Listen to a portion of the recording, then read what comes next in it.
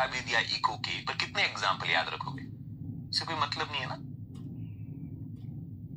चलो आगे बात करते हैं दोस्तों। तो इनकी साइट्स कैसी है? These sites are palindromic. अब ये कुछ इंपॉर्टेंट ट्रांजिशन एंडोन्यूक्लियस है, उन पे कट किस तरीके से लगा सकते हैं, क्लीवेज पैटर्न कैसे हो सकता है, ठीक है। तो क्लीवेज पैटर्न कैसे हो सकता है, तो लेट्स से अगर हम एक एग्जांपल लें, हम बात करें cleavage pattern of some enzymes, कुछ सम टाइप 2 रेस्ट्रिक्शन एंजाइम्स।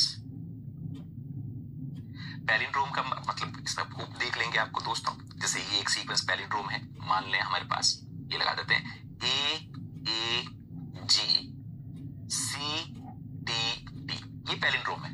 कैसे पता चले ये पैलिंड्रोम है? कि दोस्तों इसको आराम से आप देख सकते हैं पैलिंड्रोम कैसे है। ये 5 प्राइम टू 3 प्राइम सीक्वेंस है। तो नीचे वाले स्ट्रैंड में आप ऐसे लिखोगे ना, यहाँ पर ए के सामने टी लिखोगे, ए के सामने टी लिखोगे, जी के सामने सी लिखोगे, यहाँ पर जी लिखोगे, यहाँ पर ए लिखोगे, ए लिखोगे। इसको जब आप वापस 5 प्राइम टू 3 प्राइम रीड करते हो, वापस क्या सीक्वेंस आती है? AAG CTT, वापस वही सीक्वेंस आई। ऊपर की स्ट्रैंड पढ़ो तो भी आपके पास AAG CTT। ऐसी कोई भी सीक्वेंस जो ऊपर वाले स्ट्रैंड को पढ़ो 5 प्राइम टू 3 प्राइम, या नीचे वाले स्ट्रैंड को पढ़ो 5 प्राइम टू 3 प्राइम, उसे क्या कहा जाएगा? पैलिंड्रोमिक सीक्वेंस कहा जाएगा। राज कहां लिखा हुआ बेटा? ATP चाहिए तो मैं लिखवाता ना। चलो पढ़ाई में ध्यान दो, चलो सब बच्चे। तो इस तरीके सीक्वेंस को पैलिंड्रोम कहा जाएगा। ये जो दोस्तों अभी जो साइट बता रखी है वह हिंदथर्ड की बता रही है। वो साइट किसकी बता रखी है? Restriction enzyme Hind third. इसकी साइट बता रखी है हिंदथर्ड की बता रखी है ना। जो बेसिकली H रिप्रेजेंट कर रहा है जीनस का, बैक्टीरिया का, IN रिप्रेजेंट कर रहा है स्पीसीज जिसे इसको प्राप्त किया गया है, D रिप्रेजेंट कर रहा है स्ट्रेन, D3 एक स्ट्रेन का नाम हो गया, ठीक है। तो H क्या है? हीमोफिलस। IN क्या है? स्पीसीज का नेम, इन्फ्लुएंजा। D क्या है? स्ट्रेन के टाइप। और उस स्ट्रेन में तीसरे नंबर का ये एंजाइम डिस्कवर हुआ है। इससे पहले कोई हिंद 1 भी डिस्कवर हुआ होगा, हिंद 2 भी डिस्कवर हुआ होगा और हिंद 3 भी डिस्कवर हुआ होगा, ठीक है। वैसे ये नाम पता होगा पर फिर भी मैं बता देता हूँ। हिंदथर्ड का नाम हिंदथर्ड क्यों है? तो इसके अंदर H क्या रिप्रेजेंट कर रहा है? H रिप्रेजेंट कर रहा है हीमोफिलस। हीमोफिलस। IN क्या रिप्रेजेंट कर रहा है? इन्फ्लुएंसी। ये स्पीसीज का नाम हो गया। D क्या रिप्रेजेंट कर रहा है? स्ट्रेन। थर्ड क्या रिप्रेजेंट कर रहा है? Order of discovery. ये तीसरा एंजाइम उसके अंदर होगा, ठीक है। चलो अब दोस्तों इसके अंदर हम क्या कह रहे हैं कि कट हिंदथर्ड कहां लगाता है? यहां पर लगाता है और इस जगह पर लगाता है। इस तरीके से कट लगेगा तो हमारे पास एंड्स कैसे बनेंगे दोस्तों? यहां पर A बन जाएगा, यहां पर D बन जाएगा, फिर यहां पर D आएगा, यहां पर C आएगा, G आएगा और A आएगा। इस तरीके का एंड बनेगा। तो दूसरी तरफ एंड में क्या आ जाएगा? दूसरे में आ जाएगा A आ जाएगा, G आ जाएगा, C आ जाएगा, D आ जाएगा। इस तरीके की सीक्वेंस आ जाएगी। वापस A आ जाएगा। तो ये आपके पास 3 प्राइम एंड हुआ और ये 5 प्राइम एंड हुआ। इधर तरफ ये 5 प्राइम एंड हो गया और ये 3 प्राइम एंड हो गया। इस तरीके के कट्स को हम क्या कहते हैं? स्टैगर्ड कट, ठीक है। हाँ, स्टैगर्ड कट, स्टिकी एंड, इन्हें क्या कहता है? 5 प्राइम, जो 5 प्राइम आगे तरफ बढ़े हुए हैं तो 5 prime protruding ends. 5 prime and है वो बाहर की तरफ निकला हुआ है, तो 5 प्राइम प्रोट्रूडिंग एंड।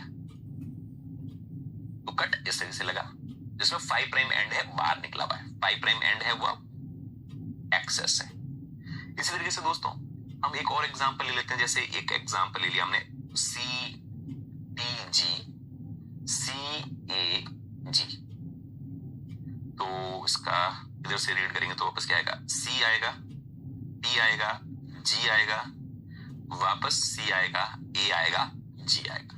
ये 5 प्राइम 3 प्राइम सीक्वेंस हो गई। ये भी एक पैलिंड्रोमिक सीक्वेंस है। इसके ऊपर कट, जो एंजाइम है, जिस एंजाइम की साइट है, उस एंजाइम का नाम है PST1। किसका क्या नाम है हमें याद नहीं रखना, अब ये मत कहना कि मुझे ये सीक्वेंस याद रखनी है, याद नहीं रखनी है। रेस्ट एंडोन्यूक्लियस का नाम है PST1। PST1 दोस्तों इस जगह पर कहीं कट लगाता है, इस जगह पर कहीं पर कट लगाता है, इस जगह पर कहीं पर कट लगाता है। कट लगाएगा तो इस बार सीक्वेंस कैसी बनेगी हमारे पास, कुछ ऐसी बन जाएगी। जो डीएनए बनेगा उसमें इस बार 3 प्राइम एंड है वो बार की तरफ एक्सटेंड होगा, ऐसा कुछ बनेगा।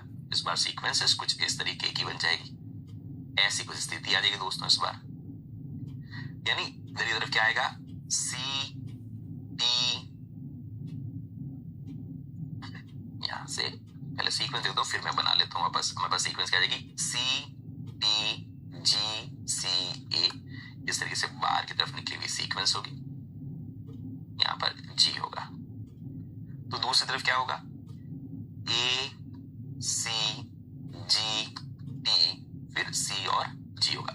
इस तरीके के एंड्स को क्या कहा जाएगा इस बार, क्योंकि 3 प्राइम एंड बाहर की तरफ निकला हुआ है, इसे कहा जाएगा 3 प्राइम प्रोट्रूडिंग एंड। ये दोनों ही एग्जांपल किसके हैं, स्टिकी एंड्स के। ये दोनों ही एग्जांपल किसके हैं, चाहे हिंद थर्ड ने कट किया है, चाहे PST1 ने कट किया है, ये किसके एग्जांपल है। कट को स्टैगर्ड कट कहते हैं।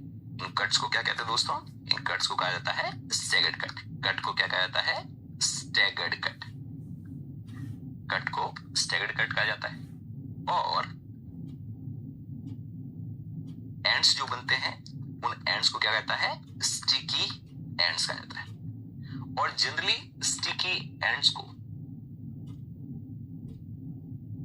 जनरेट करने वाले रेस्ट्रिक्शन एंडोन्यूक्लियस को प्रेफर किया जाता है, क्योंकि उनको चिपकाना आसान है, लाइगेट करना आसान होता है।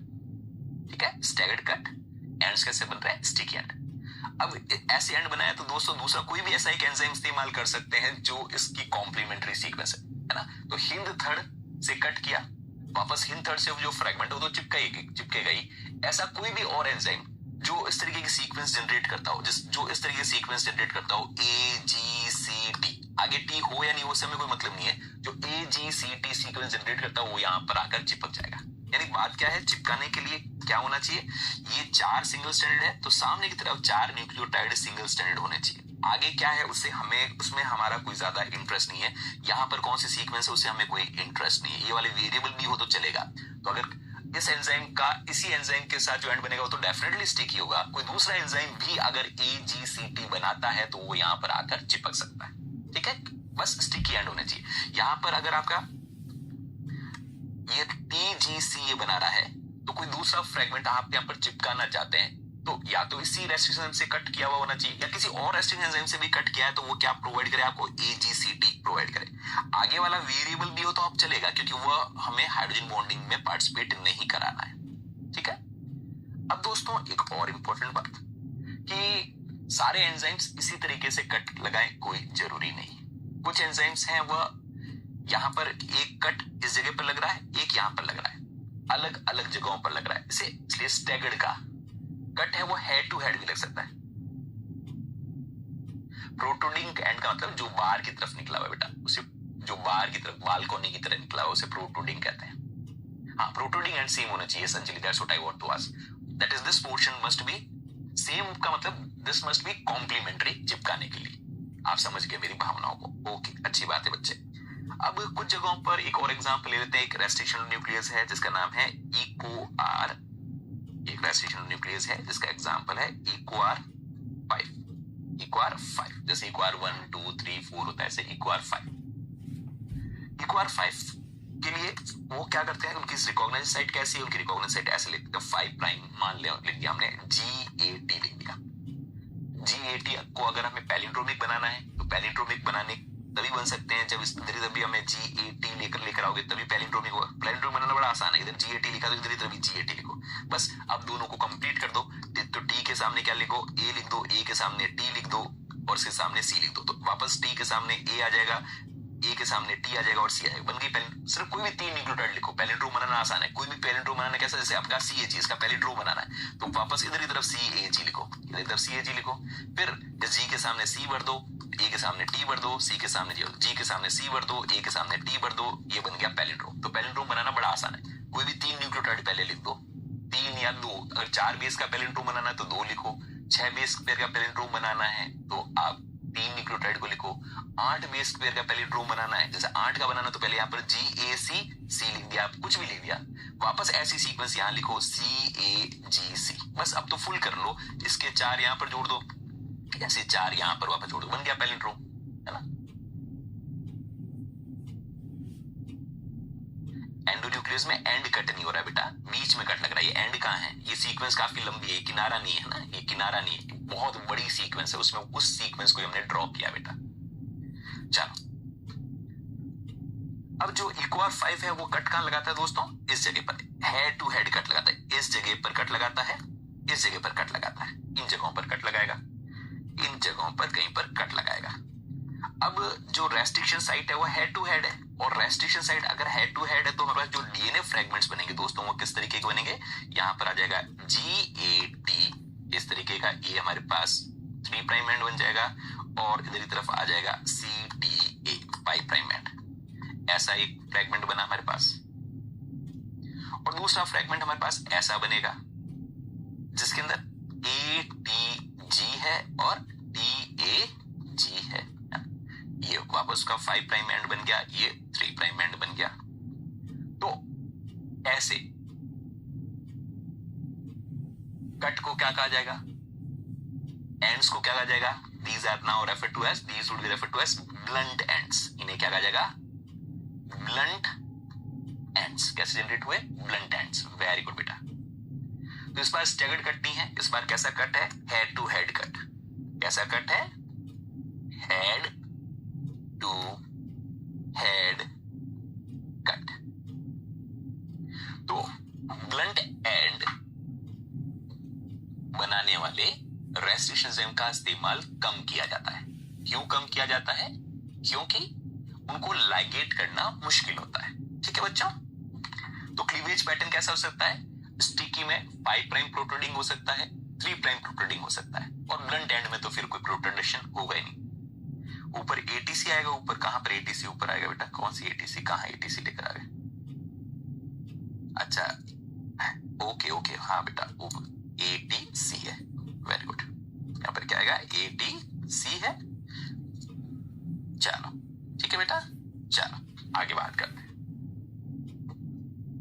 बेटा वो तो आपके दिमाग में शिवानी डायरेक्टली याद रहती है, तो बिल्कुल नोट डाउन नहीं करनी है, और आपको ऐसा लगता है कि आप भूल सकते हैं तो प्लीज नोट डाउन करिएगा।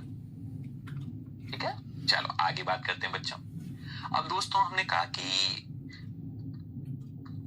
एक से ज्यादा एंजाइम्स सेम साइट को पहचान सकते हैं। ऐसे 2 एंजाइम्स जो सेम साइट को पहचानते हैं और सेम जगह पर कट करते हैं, ठीक है, उन्हें कहा जाता है, टेंशन मत लो ना बेटा, यूनिट 12 में डिटेल में पढ़ोगे, कहां अटक गए अभी टाइप 2 में। हम रेस्ट्रिक्शन मॉडिफाइंग सिस्टम नहीं पढ़ रहे बच्चे। हाँ, अब हम बात कर रहे हैं आइसोसाइजोमर्स। आइसोसाइजोमर्स क्या होते हैं, आइसोसाइजोमर्स क्या होते हैं, तो isoschizomers are 2 restriction enzymes having same recognition and restriction site। ऐसे कोई भी 2 एंजाइम्स जिनकी रिकॉग्नाइजेशन साइट और रेस्ट्रिक्शन साइट सेम हो, दोनों एक ही सीक्वेंस को पहचानते हो, एक ही जगह पर कट लगाते हो, उन्हें क्या कहता है, आइसोसाइजोमर्स कहा जाता है। पहले टाइप 2 तो पढ़ ले, फिर टाइप 3 भी आ जाएंगे।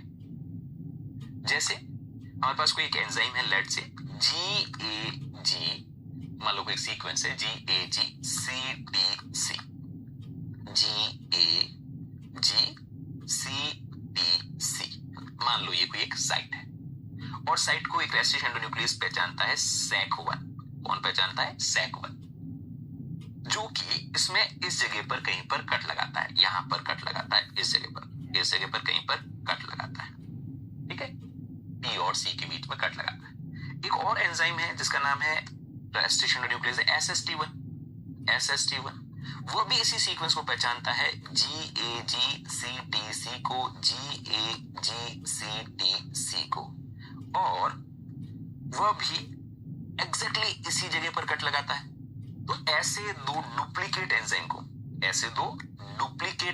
उन्हें क्या कहा जाएगा, आइसोसाइजोमर्स। SEC1 और SST1 क्या है, आइसोसाइजोमर्स है। तो आइसोसाइजोमर्स एक तरीके से डुप्लीकेट हो गए क्योंकि वो एक जैसा ही काम कर रहे हैं। They are basically a duplicate enzyme, एक दूसरे के मानों की डुप्लीकेट हो। हाँ, टाइप 2 के अंदर फिक्स होता है भारतीय, टाइप 1 में फिक्स नहीं होता। टाइप 2 के अंदर ये तो अच्छी बात है टाइप 2 की, ये रिकॉग्निशन साइट भी फिक्स है और रेस्ट्रिक्शन साइट भी फिक्स है। इसी तरीके से दोस्तों एक और टर्म आती है that is referred to as neo isoschizomers. एक नई टर्म आती है नियो आइसोसाइजोमर्स। नियो आइसोसाइजोमर्स क्या होते हैं कि these are two restriction enzymes having same recognition site but different restriction site। Recognition site तो सेम है पर जो कट लगाते हैं वो अलग अलग है। फॉर एग्जाम्पल एक एंजाइम का नाम लेते हैं, रेस्ट्रिक्शन न्यूक्लियस का एग्जाम्पल लेते हैं SMA1, है ना, SMA1 जो कि इस तरह के सीक्वेंस को पहचानते हैं CCC GGG CCC GGG, ये उनकी रिकॉग्नाइजेशन साइट है। और SMA1 वाले भाई साहब इन जगहों पर कट लगाते हैं, ऐसा यहां कट लगाएंगे, यहां पर कट लगाएंगे, यानी ब्लंट एंड बनेंगे। ये SMA1 का है।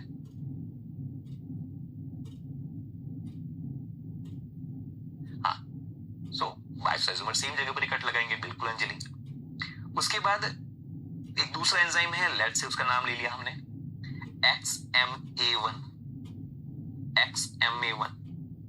वो क्या करते हैं, वो भी इसी सीक्वेंस को पहचानते हैं CCC GGG CCC GGG, इसी सीक्वेंस को पहचानते हैं पर उनकी क्लीवेज साइट अलग है। वो इस जगह पर कट लगाते हैं, इस जगह पर कट लगाते हैं। तो इन्हें क्या कहा जाएगा, क्योंकि पहचान तो दोनों सेम सीक्वेंस को रहे हैं, ये दोनों सेम सीक्वेंस को पहचान रहे हैं, ये और ये दोनों सीक्वेंस एग्जैक्टली सेम है जिनको ये पहचान रहे हैं, पर अलग अलग, एक ब्लंट एंड बना रहा है और एक स्टैगर्ड एंड बना रहा है। ऐसे दो एंजाइम जो एक ही स्थान को पहचानते हैं और उस स्थान में कट कहां लगाएंगे वो वेरिएबल हो, तो उन्हें क्या कहा जाता है, नियो आइसो हटा भी देते हैं, इनको सिंपली कहा जाता है नियो साइजोमर्स। क्या कहा जाता है, नियो साइजोमर्स। ठीक है, क्लियर यहां तक बात। अब दोस्तों एक और टर्म भी इस्तेमाल की जाती है टाइप 2 रेस्ट्रिक्शन न्यूक्लियस के लिए, that is referred to as star activity. Star activity का मतलब क्या होता है, रेस्ट्रिक्शन न्यूक्लियस से रिलेटेड टर्म है star activity, that restriction endonuclease can recognize and cut with flexible recognition कि भी थोड़ा बहुत इधर उधर भी चलेगा तब भी वो पहचान ले, तो हम कहेंगे वो क्या कर रहा है, स्टार एक्टिविटी। मान लो कि कोई रेस्ट्रिक्शन एंडोन्यूक्लियस है, वो इस तरह की सीक्वेंस है AA, मान लो कह दिया NNTT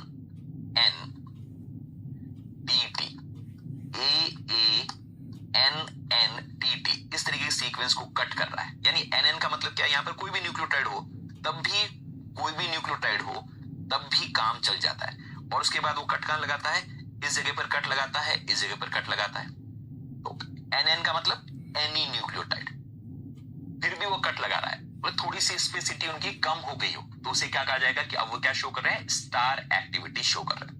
NN की जगह पर ऐसा भी लिख सकते हो कि किसी की सीक्वेंस ऐसी हो, है ना। इस तरीके से नेक्स्ट मैं स्लाइड पे बता देता हूं कि कोई एंजाइम है वो इस तरीके सीक्वेंस को पहचानता हो, ए मान लो, जी, और यहां पर लिख दिया आर, और यहां पर लिख दिया वाई, और यहां पर वापस ए लिख दिया, इधर की तरफ ए के सामने टी जोड़ दिया, टी जोड़ दिया, यहां पर सी आ गया, यहां पर वापस टी आ गया, टी आ गया, ऐसे लिखा। इसका मतलब यहां पर भी स्टार एक्टिविटी होती है। आर का मतलब होता है कि कोई भी प्यूरिन का मतलब ए होगा तो भी चलेगा, जी होगा तो भी चलेगा, वाई का मतलब पिरिमिडीन, कोई भी पिरिमिडीन हो तो चलेगा। तो इसका मतलब हम क्या कहेंगे, यहां पर क्या हो रही है, थोड़ी फ्लेक्सिबिलिटी है, और थोड़ी फ्लेक्सिबिलिटी है तो हम क्या कहेंगे, एंजाइम्स क्या कर रहा है, स्टार एक्टिविटी को शो कर रहा है, आर या वाई इस तरीके की सीक्वेंस हो तो, ठीक है। तो स्टार एक्टिविटी क्या है, restriction nuclease can recognize and cut with a flexible recognition. कई बार जनरली आप मैग्नीशियम आयन की कंसंट्रेशन को बढ़ा देते हो, है ना, मैग्नीशियम आयन की कंसंट्रेशन को बढ़ाने पर एंजाइम्स हैं वह थोड़ी फ्लेक्सिबिलिटी शो कर सकते हैं, है ना, जो थोड़ी सी गलत वाली साइट है उसको भी पहचान कर कट लगाना शुरू कर ले तो उन्हें क्या कहेंगे हम, कि they are showing a star activity.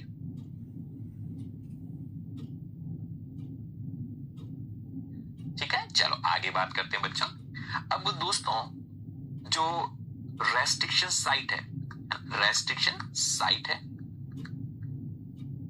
वह 4 बेस पेयर से 8 बेस पेयर के बीच में हो सकती है।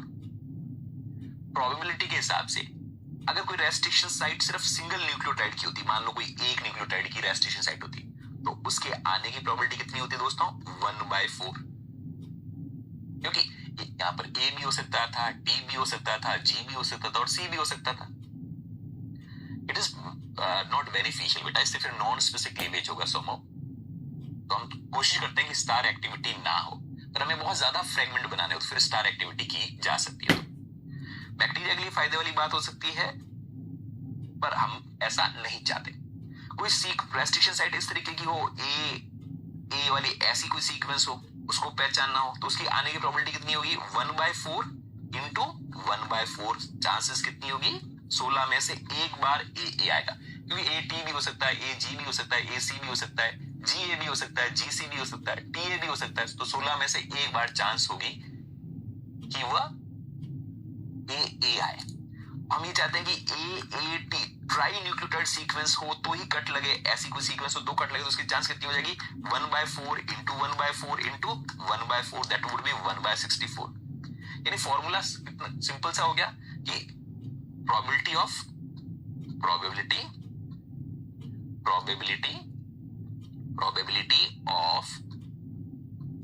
फाइंडिंग